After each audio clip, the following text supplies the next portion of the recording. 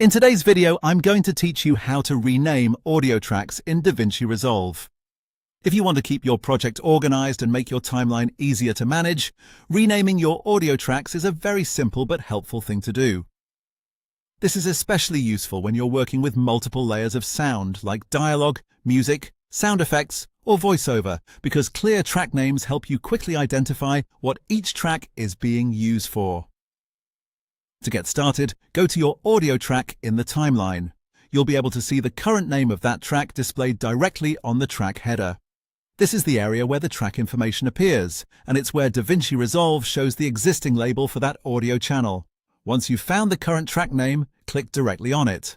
After you click, the name becomes editable, which means you can type in a new name right away. This lets you replace the default track name with something more descriptive and useful for your project. Now simply type the new name you want for that audio track.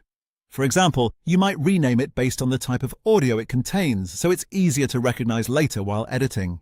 This can save you time when you're adjusting levels, adding effects, or reviewing your session, because you won't have to guess which track is which.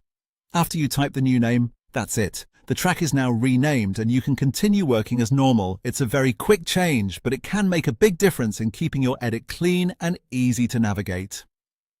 A good tip is to use short, clear names that make sense at a glance. That way, if your project becomes more complex, you'll still be able to move through your audio tracks efficiently without confusion.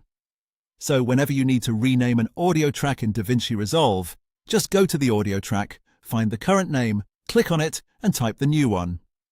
It only takes a moment, and it helps keep your editing workflow much more organized. That's all there is to it. Thanks for watching, and I'll see you in the next video.